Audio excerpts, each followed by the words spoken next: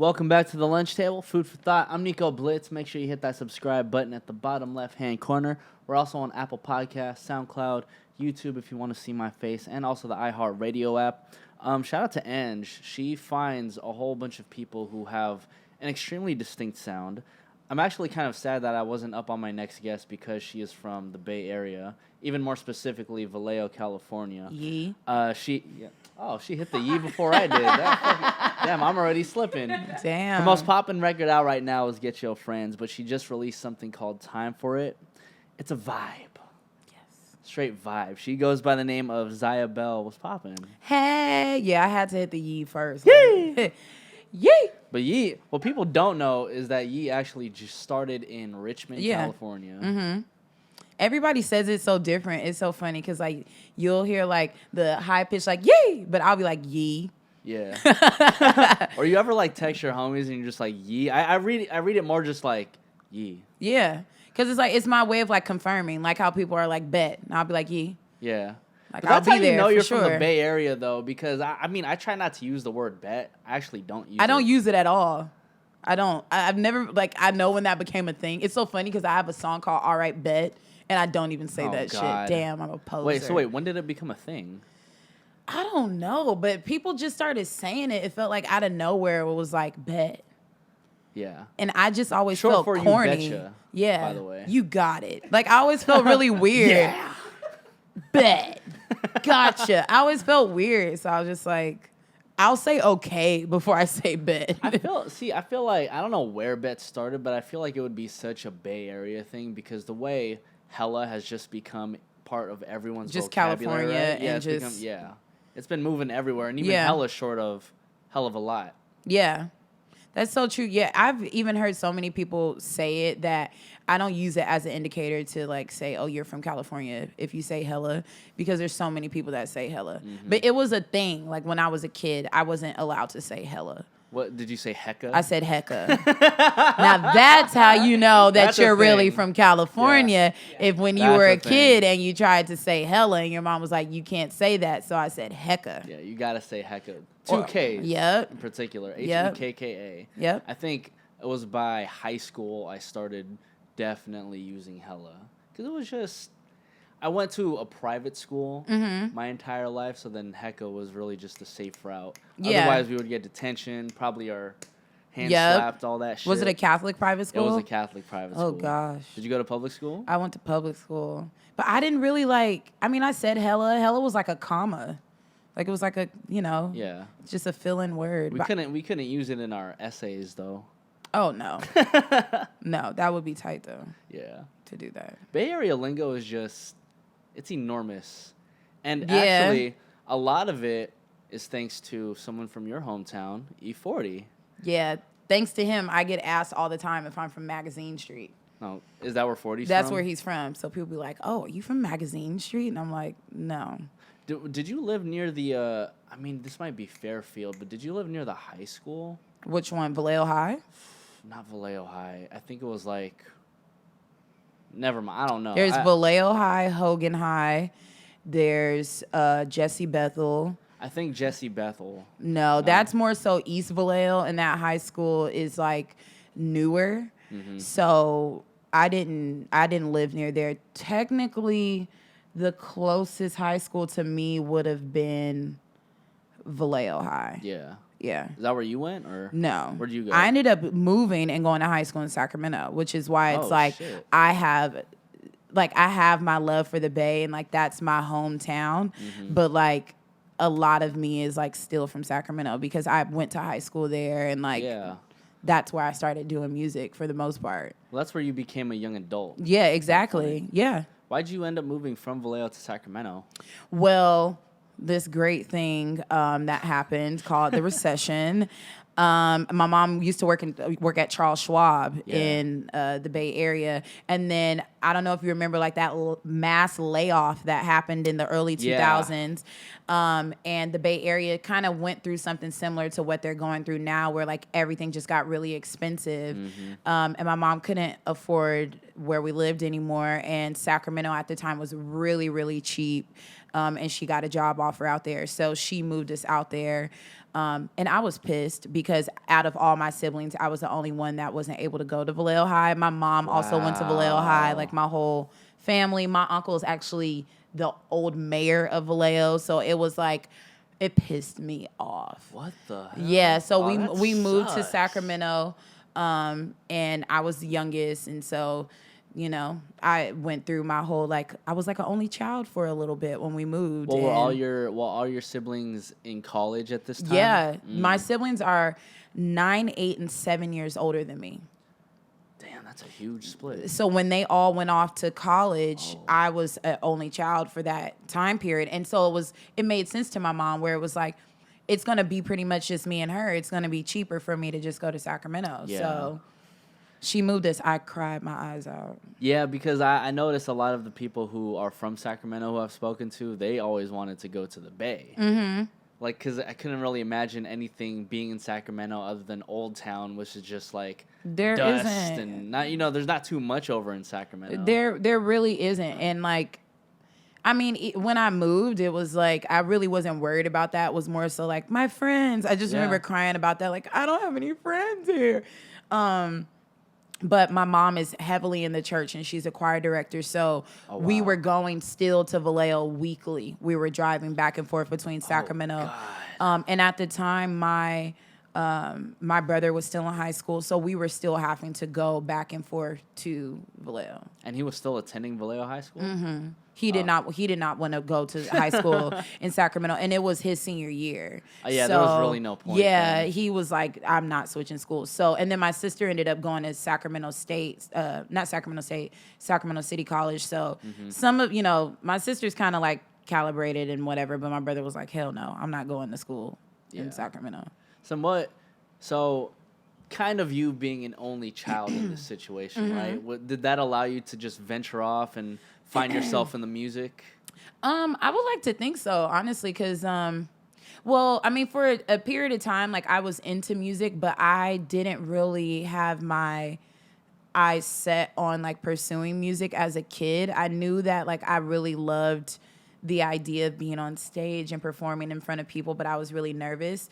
My siblings were all into track and field, including my mother, like very well known for track and field in Vallejo and the Bay Area. So moving to Sacramento, in a sense, helped me get my own identity because I was next in line to be like, okay, you're going to run track. Going to Vallejo High School. Yeah, like, and my sister was like setting records for the school, setting records for Northern California in the Vallejo Times-Herald and like topping the nation and all of this. So it was like, okay, you're going to do the same thing too, right? You're going to run track too, but being able to be in another city, not having to go to that same high school where literally my multiple generations of my family went. Now I'm kind of seeing it as more of a blessing that it was. That, I mean, not that necessarily the recession happened, but right. You were able to you were able to start a new life and acquire a new identity for you that wasn't of your family's lineage in Sacramento. That legit is me today. Yeah. Like, my family, honestly, is all there. They all eventually moved back to Vallejo.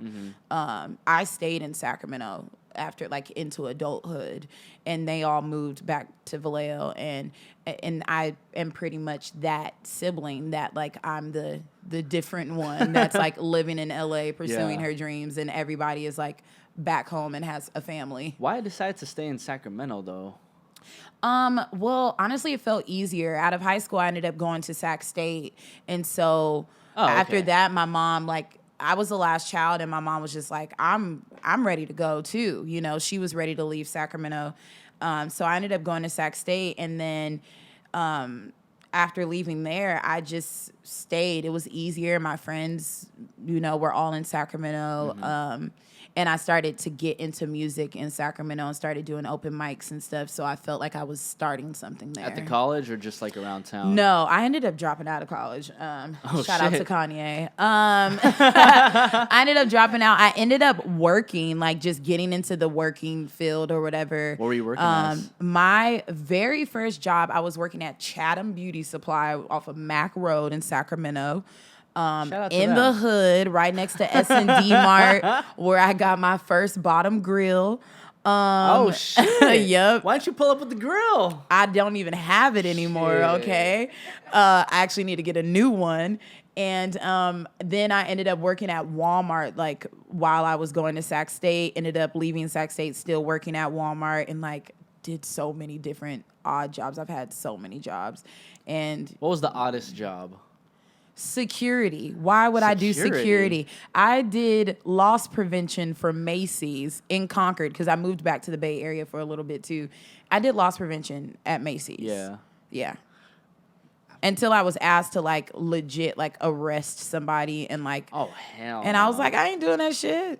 It's like, we work at a mall, right? Yeah, like she's gonna see me like in real life again. It was like a girl, like Concord, there's not like a lot of black people, but like, they would come down. Concord's such a small city. It's such a small city, right? But like, I'm thinking like, ain't too many black people out here. You trying to have me put handcuffs on this black girl? She gonna see me again. Yeah, she knows somebody who knows somebody. That's gonna see me. Yeah. I'm not doing it. I ended up quitting very soon after that.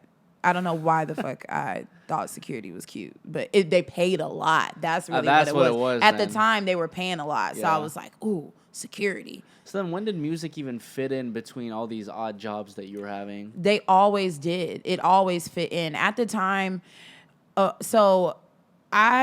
journey, I started doing open mics, and I would go every Wednesday to this open mic at a cafe called Pangea Cafe. We actually got that open mic shut down by accident. By accident? Yeah. How did you accidentally shut down? How do you do that? What do you do? Okay, so a little bit about Sacramento. Even though it's a very mixed race city, it's still primarily white, and it's still very like hipster. It gives you like Portland vibes, kind of. Except drier. Instead, yeah, very, very much so. But very hipster. This cafe was like I think they served like a lot of beer there and stuff like that, and it was like really hipster, right? Yeah. It was kind of in the what area would that technically be? It was near Sac City, but it was like there's like this older part of Sac City where it's like not too far from Oak Park, but there's like this like area of like old houses that it's not that. It's in Sacramento, but it's like these old houses where a lot of old people live there, and it's like a really nice area. It's kind of like once you start going into the downtown part of Sacramento, and they had this like little cul-de-sac area right by the open mic, and this was like in 2011, and back then I smoked a lot of weed, right? So me and my friends would smoke before the open mic. It wasn't a lot of black people that went to this open mic either, and it wasn't a lot of like potheads that went to this open mic. It was a lot of like random hipster, like free spirited, everything is love, I don't see color, type of people that went there. And I started telling people about this open mic, like, oh, you should come. And like we would smoke, but every time, before we went in this cul-de-sac. Well, there was houses that were near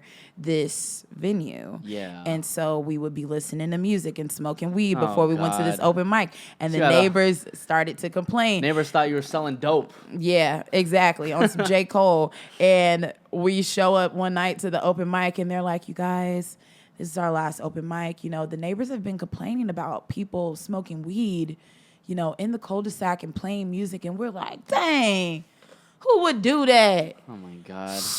Can't have nothing out here. That's crazy. You can have the most popping spot. Somebody's still going to complain. Yeah. So, and that's the thing is it did start to become like popping and like really popular. And the neighbors weren't having it. So we got to shut down. I think that's why whenever I talk to people from Sacramento, they could never necessarily say something that is extremely exciting that they would want to like go to again. And I think it's because it normally ends. Because whenever we have situations like a Pangea, right, it's like somebody's so quick to shut it down. Yeah, because that's what I mean, where it's like it is such a mixed race city, but like culture is not celebrated. Basically, people of color aren't really celebrated. Yeah. There's a lot of venues in Sacramento that actually won't host urban music. Yes, there is. I don't know if have you heard of the rapper C Plus? Yeah. Have you guys got to interview him? You definitely should. He comes down to LA every now and again, but C Plus will even tell you, like, there's only so many, like, you can probably count on one hand, and I wouldn't be surprised if you got to put that in half of how many venues actually will host Urban music? rap music, or even like R&B type of parties. Damn, or that's crazy. concerts. Because even though it is literally such a mixed city, the culture is not celebrated. That's a huge difference of why you might meet a lot of people that are in Sacramento that want to go to the Bay, because culture is more so celebrated. I mean, fuck gentrification, but overall, the whole heart of the Bay Area and the whole heart of Oakland is like celebrating culture. And so Sacramento, you're going to experience that so many times. Yeah. At different events and things like that, where they might not continue because of that. So then, would it be safe to say that Sacramento doesn't necessarily have a culture of its own? It sucks because I believe Sacramento has a culture. I don't believe the city of Sacramento. I don't mean the people in the city, but the city itself does not celebrate that culture. There is a group, there is a wave of young artists that are making way for music and fashion and, art in Sacramento. How much of that is actually celebrated and promoted on a large scale is going to be different. Like there's a huge concert in Sacramento called Concerts in the Park. Okay. I've been able to do it, and you get about 3,000 to 5,000 people in this park that come. Shit. How many actual local artists that are a part of this culture get to perform at this festival? Not many, unless you are going to be somebody that's going to be marketed to a white crowd. I was able to do that because white people love funk music, and at the time I had like a band that was more funky or whatever, and they let us do it. So it sucks because that culture is there and it's wanting to peek through, but the city itself won't help elevate it. Yeah. So That's a shame. it really is a shame because it's there, and Sacramento has an identity. But that's why a lot of times people feel like you gotta, I mean, like a lot of places, they feel like you have to leave and come back, because whereas there's somewhere like LA, like I just did the Mid-City Arts and Music Festival. This is put on by technically that, area of Los Angeles. This is put on by the city. Nothing but local artists. They got Battle Cat. They got all the Payday LA, all these people that are local. Shout out Chuck Dizzle. Man, that's the homie. Shout out Chuck Dizzle. Like, they got people that are local and are celebrating them. You're not really going to find that in Sacramento. Yeah. I think that makes more sense as to why a lot of people from Sacramento tend to move either to the Bay Area or Los Angeles, because I mean, even Summer Jam 2019 this year, I think the last person on the bill is Derek King, and he's from the Bay. Yeah. And so to me, it's really important that wherever you're from, whether you be from a Sacramento, Bay Area, or Los Angeles, that you really instill the homegrown artist, because that's the only way your city's going to be involved. That's the only way you're going to attract more people to your city. Exactly. Like J. Cole did it with Fayetteville. Ain't nobody know what the fuck Fayetteville was 10 years ago, but now it's everywhere. Yeah. Yeah. And that's the thing is, like, I feel like a lot of artists in Sacramento are fighting for that. A lot of artists in the Bay are fighting for that, creating that, just that tight kind of family type of feeling between these artists that are trying to promote that culture and push it forward. Because you can't always look to the city itself to help you do that. Let me ask you this: since you are technically from Vallejo, but you spent your adolescent years in Sacramento, where do you rep? Honestly, I rep the Bay more than anything, but I always pay homage to both. Yeah, because I feel like a lot of who I am is because I'm from Vallejo, but a lot of what I learned was because I grew up in Sacramento. So I always say, like, I have two homes, you know, for the most part, because I've been able to learn the culture of both. Because Sacramento and the Bay Area is going to be two totally different kind of feels. Of course. Even though, you know, they'll kind of trickle into each other's not too far away. But I feel like I had an advantage and disadvantage in that way of experiencing that. Well, I think also being from the Bay, you automatically get labeled as a Bay Area artist.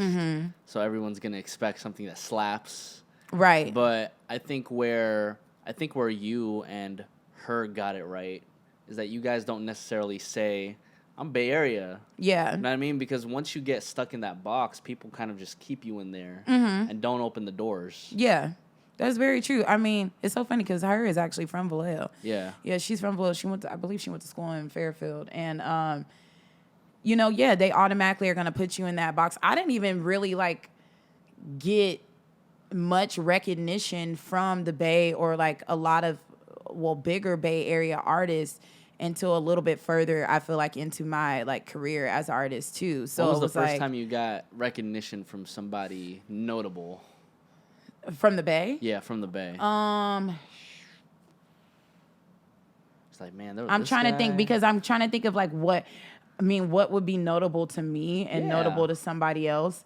Oh, I mean, my first like big thing was like Mistah F.A.B. And he's like a brother to me at this point, and he's really honestly helped solidify a lot of my foundation here in Los Angeles because of, you know, his connections and the things that he's done. I would like to think that was my real like first recognition was from him, and then it trickled down into being able to work with Too Short and stuff like that. When did you work with Too Short? That song "Get Your Friends" is actually from Too Short's mixtape that he released. What was that, like 2018, 2017? Oh shit! So yeah, I started working with Too Short in 2016 when I moved to Los Angeles. What's it like working with Too Short? Because I don't know if you know her. Her name is Mercy Colazzo.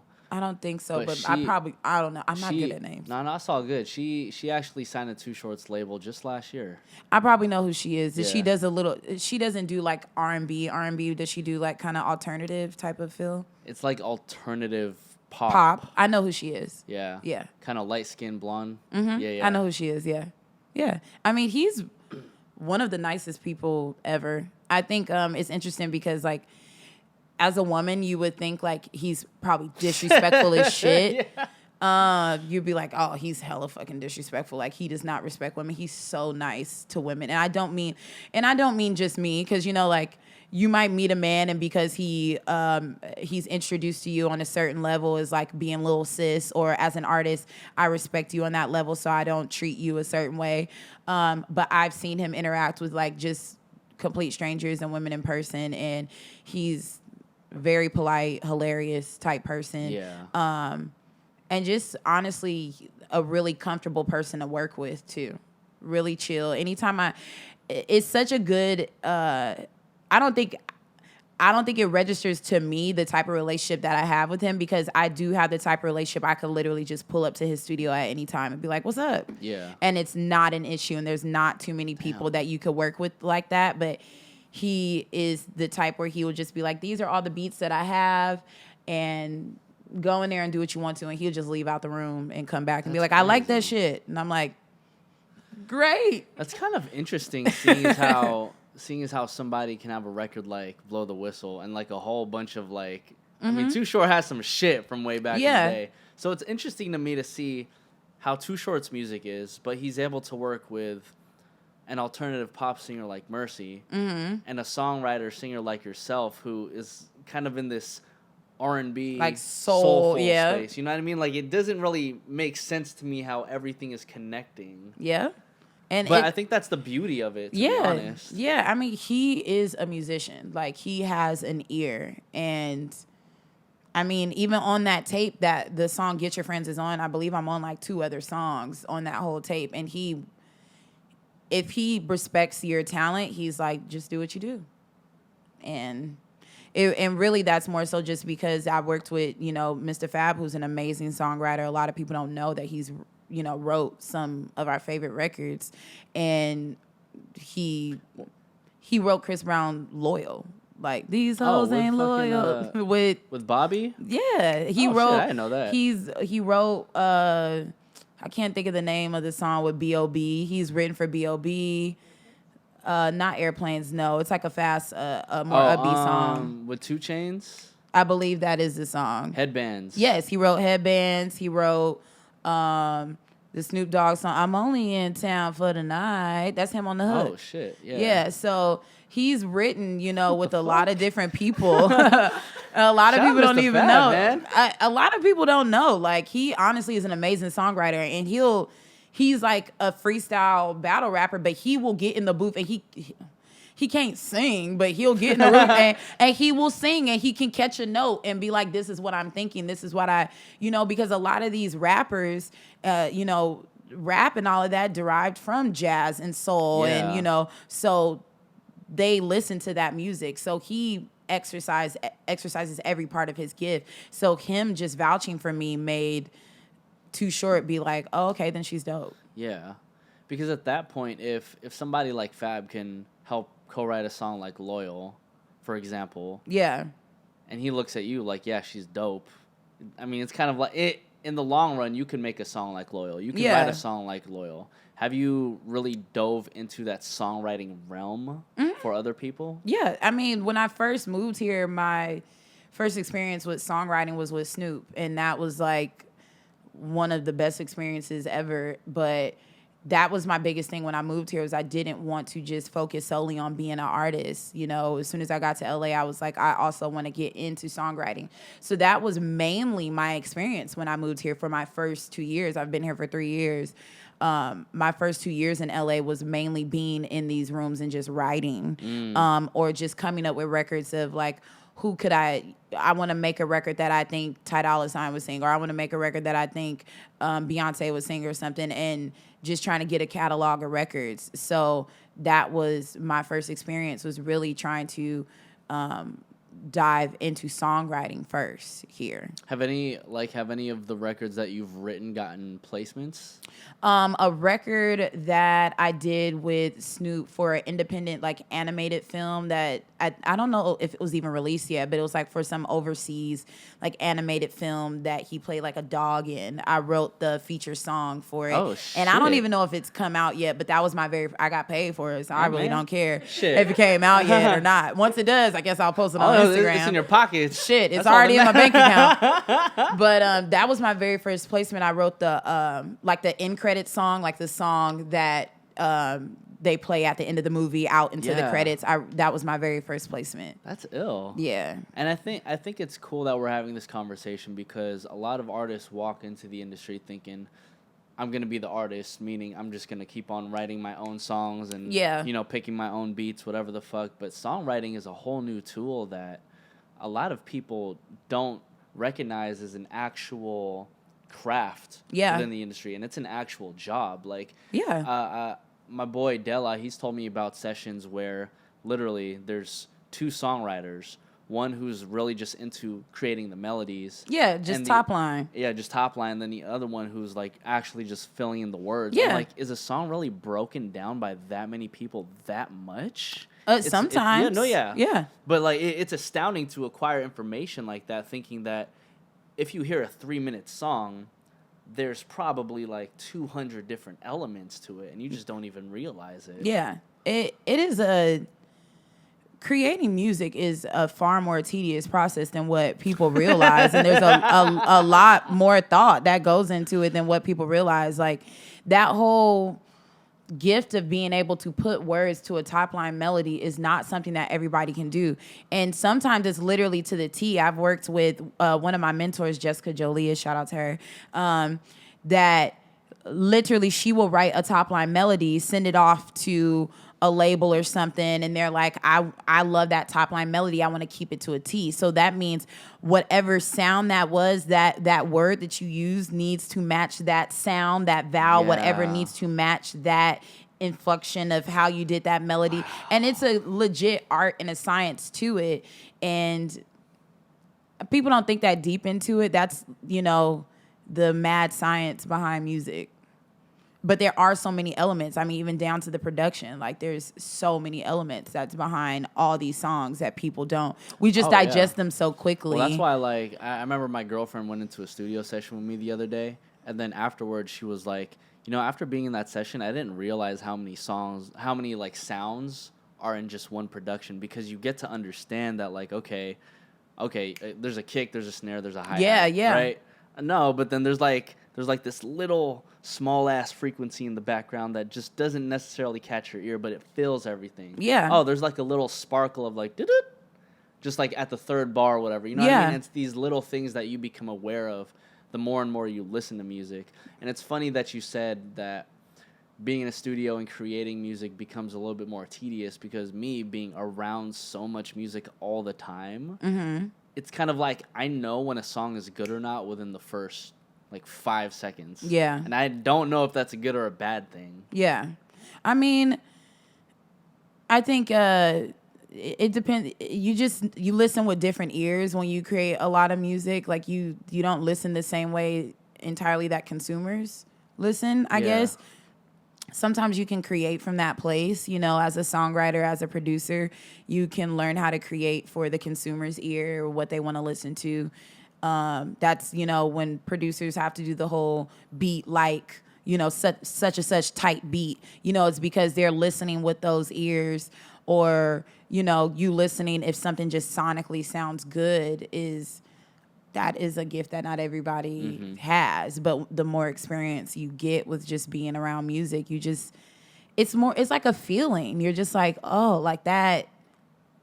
There's a feeling of it just sonically connecting that you're like, that works. That's it. How do you not get tired of it despite how tedious creating music can be?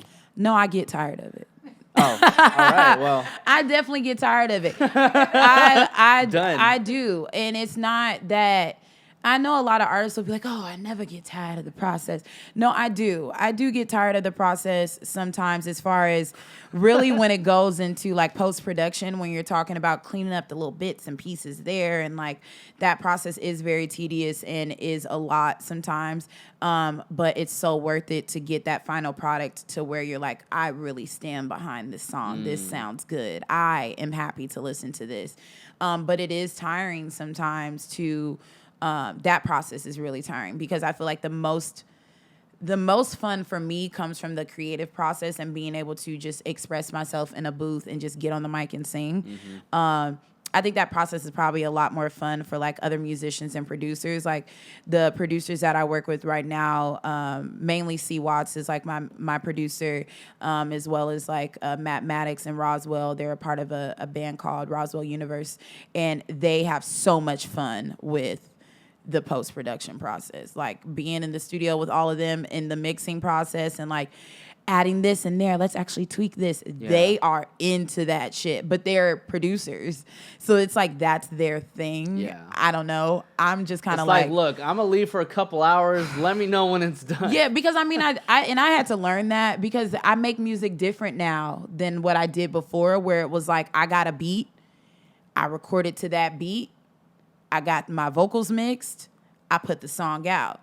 I'm in a different place where I'm working with producers that are like, this is the beat, you record to it, let's mold also, how can we make this all fit sonically together? It's not just about you recording your vocals on top of the beat. Maybe we should add a piano here to accent this part of this melody. Maybe we should drop that snare out, because we need to have dynamic because of what you say right here. So It's different now, the way that I make music, that I do appreciate being in that process of seeing them in post-production. But because I'm learning that type of ear. That's a different type of ear. Producers have a very blessed, tedious ear that they can hear the smallest things and how they can change the frequency of something. So I'm learning that right now. Well, that's why it's hella funny, because then my boy sent me one version of a song. I'm like, cool, I'll listen to it. Dope. He sent me the second version of the song. I was like, bro, I think you sent me the same shit. He was like, nah, bro, I did this, I did that. I'm like, look, I don't know.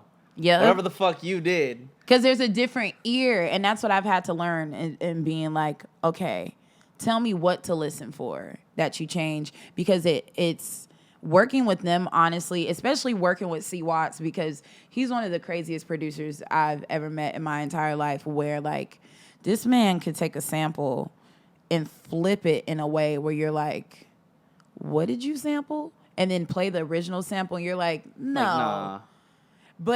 But he can hear, it's just crazy to me. Like, he will hear something like, yeah, you should probably drop this out. And I'm like, drop what out? I didn't even know that was in there. And like, I just can't, I don't even know. But I've learned to turn on. I always say that now. I'm like, I got to turn on that ear. Like, so even when people, send me music sometimes to be like, oh, what do you think of this song? I'm like, what do you want me to listen for? Like, do you want me to just listen to the song in its entirety and tell you if I think the song is good or not? Do you want me to listen to your vocals and tell me if I think your vocals are being executed right? Do you want me to listen to the dynamics of the song and let me, like, there's different ears. And I feel like the more experience you get in music and the more you collaborate, you're able to know how to, listen for certain things, It's like little superpowers. It really is. And I think one thing that you pointed out was that you really have to collaborate. Because it's so easy to just get one-track minded and you thinking like you're making the dopest shit in the world. And it's like, no, but you didn't mix it. Throw a little bit of this over here. And, my point being is that when you collaborate, you can have a second ear and just be like, hey, like, I think you can improve it this way. I think you can also take this out and it'll sound way better. But collaboration is just, I feel like it's a lost cause, especially since we're in this world where people just want to do everything by themselves and people are so braggadocious about that particular thing. Yeah. I think the thing about it is, if you're in that mindset, I feel like you're going to get left behind because collaboration, even as far as like production right now, is winning. You're seeing people like Business Boy and you're seeing people like Zach that actually produces for that artist that got signed to Too Short. You're seeing people like Hit Boy and even people like Timberland that are collaborating with other producers to make some of our favorite tracks. Yeah. And I feel like when people have that mindset of like, I want the credit, you can really stifle yourself, not only creatively, but business-wise, because that person has a network of connections that you don't have. Exactly. And when you decide to collaborate, it's literally like joining forces to help, connect you with all these different people. So I think in a sense, too, it also challenges the artist who is like the rapper or the singer and the producer.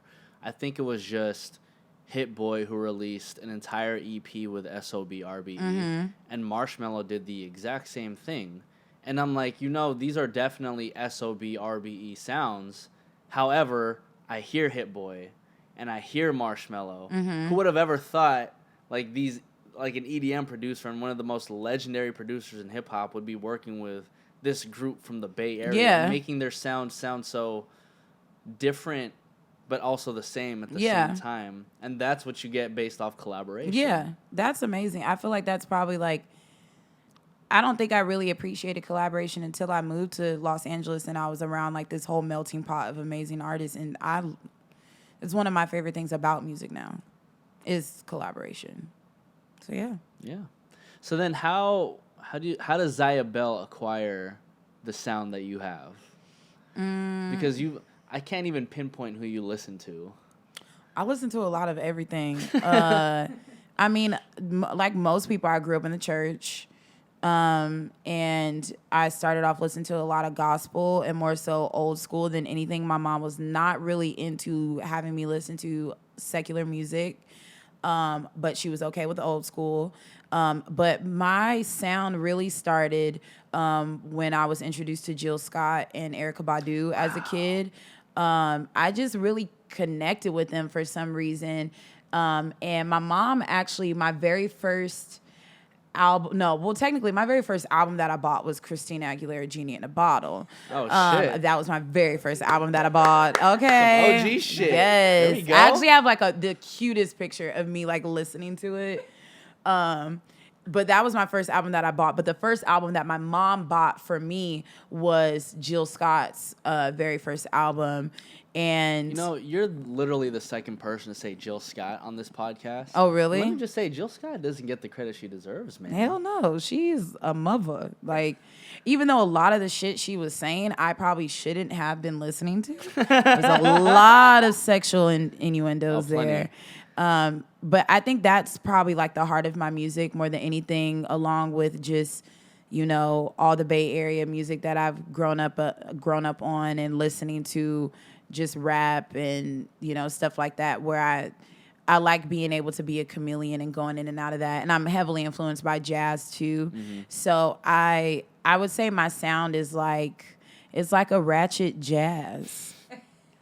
Ratchet jazz. That's a first. That's like the one person that I like super registered with was Masego. He talks about like trap scatting. Yeah, trap house jazz. That's like really me. That's like, it's like hyphy jazz. Like, yeah. That's kind of where I'm at. Like, I've already have it mapped out in my mind that when I start touring, a Mac Dre song will be a part of my set in some jazzy way. You know, I fuck with that. I'm so serious. Like, it's in my mind. It's happening. I love talking about the Bay Area. You know what I love about the Bay Area so much, especially when artists make it out of there, is that no matter where they are, they pay homage to the Bay, even just a little bit. Yeah. I was at this show this past Saturday. Shout out to Ruby Ibarra. She had this record called Yeah. And then I just heard her drummer playing the Thizzle Dance, like, drum line. And I'm just like, I don't think that's in the original song.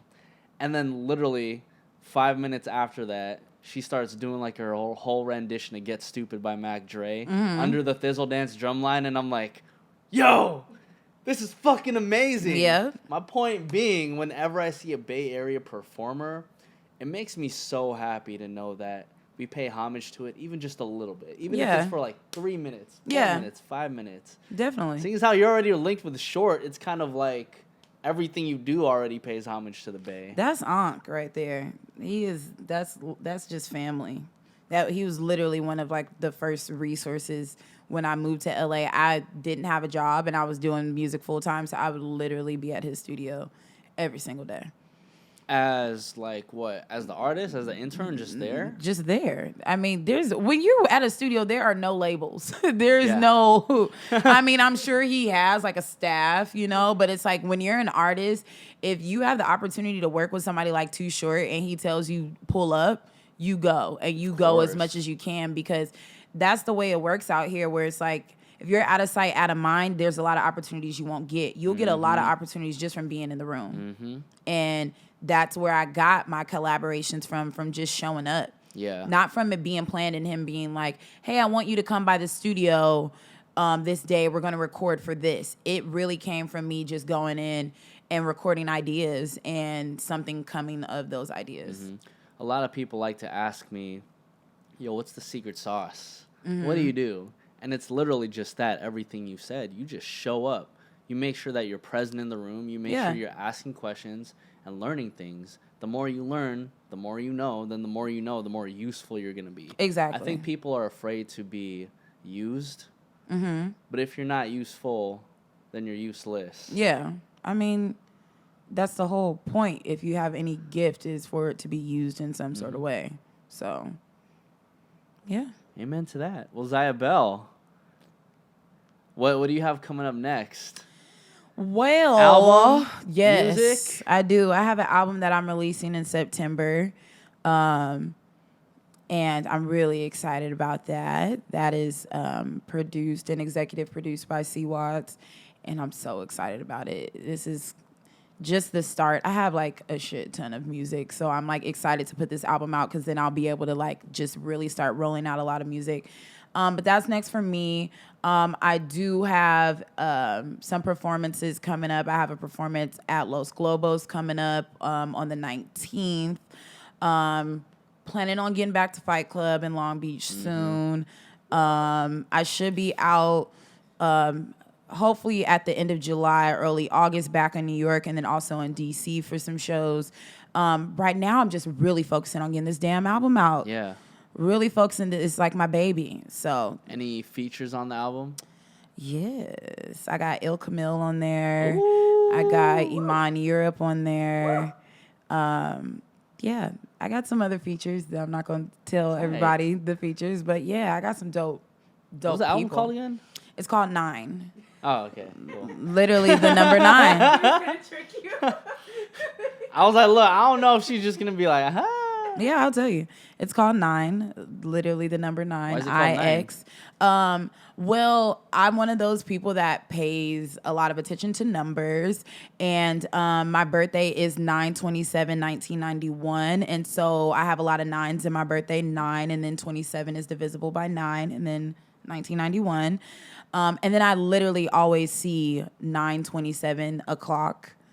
AM and PM all the time. It's way past 9 o'clock. I don't know why you looked at your phone. Well, you know, Zyah Belle is also 9 letters. Is it? I literally just counted right now. That's actually ZYAHBELLE. I never paid attention to that. That literally just blew my mind. But no, and also like I always have things with 9. Like I literally just moved into a new apartment and I'm apartment 109. And so I always have 9s, and 9 is a number of like change and like good things coming your way, new things coming. And that album, when I started that album, I started working with C. Watts, and he really helped shape and mold my sound and helped me really figure out what my sound was. I didn't really feel like I ever experienced production that allowed me to fully be myself. I always had to either be the more ratchet, right? And do like the song Get Your Friends is definitely a more Bay Area sounding type song versus the song Time For It that I released, which I feel like really encapsulates like my entire sound with that little bit of jazz and funk and R&B and soul. But then it has that kind of like hood more, element to it with the whole spin on the Snoop Dogg, know, at the end. So it, that was really a divine time for me. And I feel like, and 9 is also a number of divinity. So I was just like, we're going to call it 9 because everything felt like kismet. Feels right. Yeah. So that means you're having 9 tracks. Yes. Okay. And it's going to be released on my birthday. So, and it's going to be 9/27/2019. So. Zyah Belle, everybody. Yes. Zyah, where can everybody find you? You can find me. I make my socials so easy. It's literally at Zyah Belle. And then also my website, which is ZyahBelle.com, ZYAHBELLE. And yeah, you can find me on every freaking streaming platform, everything. Stream my shit. Or at least stream it till it has like 999. Yeah, literally. 1,000. Put my station on your phone. You can turn your phone all the way down and just stream it all day. Some of my friends do that for me. They love me. They're like, I started working retail and all my coworkers was like, you do music? How can we support you? I'm like, go to my Spotify station, turn my music on, put your phone on silent, go to sleep. Play my shit all night. Well, get my streams up. Hey, man. The hustle. Hey, you got to do what you got to do. This do. shit it's not called the game for no reason. Either your friends going to play your station all night or people going to be out here paying for plays. J. Cole wasn't lying when he said that. People do that. Labels do that. So of course. Hey, man. Support a girl. Stream a shit. Yo, I'm going to like chop this up into a clip so people know how to promote their shit. Legit, like make sure you do like this is how you can support your local artist. And buy their merch. Show up to their shows and stop asking to get on their guest list. No. You can't. Pay. Shout out to my friends. This is the Lunch Table, Food for Thought. I'm Nico Blitz, Zyah Belle, and we are out, everybody. Yay! Yay!